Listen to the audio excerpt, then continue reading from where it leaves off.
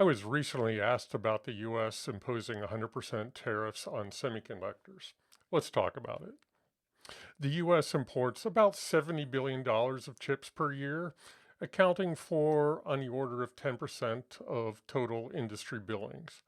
In other words, the US isn't a big importer on a global scale. The reason is that semiconductors are an ingredient in electronics, which tend to be made elsewhere and then imported to the US. The countries from which the US imports semiconductors aren't necessarily the ones you think. If you were to name the top 12, you would probably say Taiwan, the EU, China, Japan, Israel, and Korea, but struggle to name any others.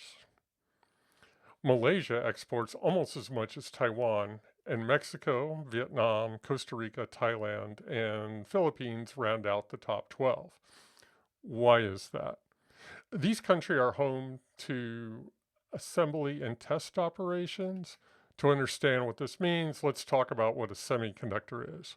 Not in the technology sense, but in the practical sense. A semiconductor is one of those metallic things the size of a pie plate that you've probably seen pictures of, called wafers. These are the things that companies like TSMC and Intel make in their fabs. The wafer contains many rectangular things. We call those dice or chips. We also use the chip term to describe the black plastic rectangles we see inside electronics. Chips aren't always encased in black plastic.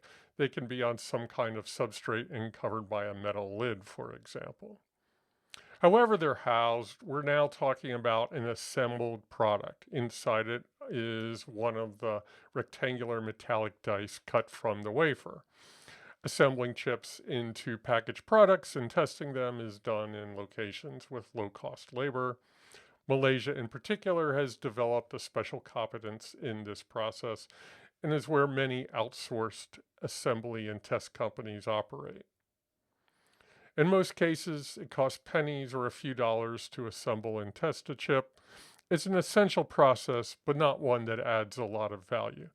Thus, it's folly to move large-scale operations to the US.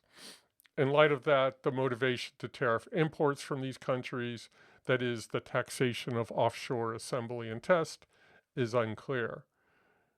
As for taxing the front end of semiconductor fabrication, the processing of wafers, the proposed 100% tariff has exemptions. Presumably, overarching national agreements with Japan, Korea, and the EU would cover semiconductors.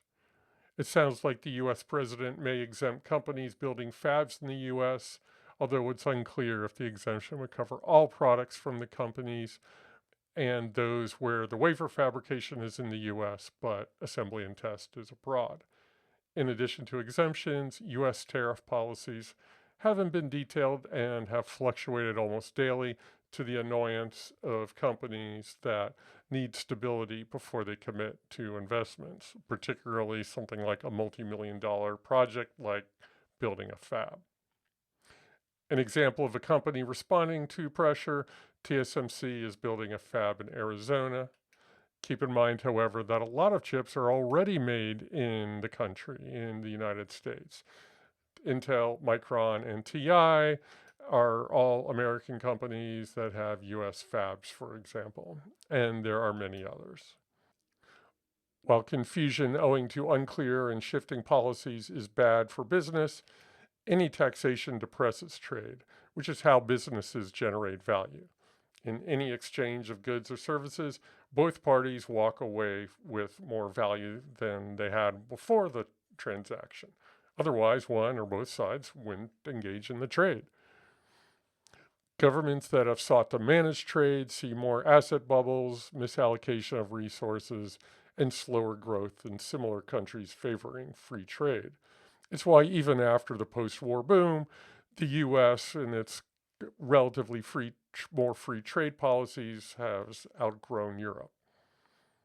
In conclusion, 100% semiconductor tariff has many exclusions, and where it could apply, it doesn't make sense.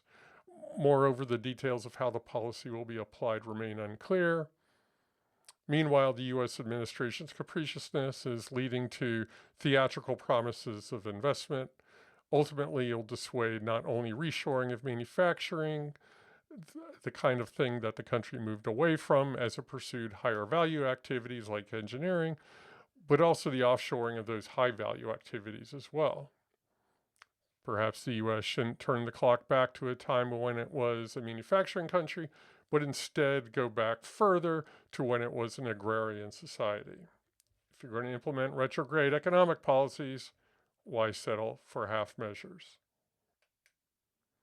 For more information, please go to xpu.pub, where I cover the semiconductor industry with a particular focus on the technology and the intersection of technology and business with regards to processors, microprocessors, AI processors like GPUs, and so forth. Thank you very much. Until next time, be well. It's all about the pendients, baby.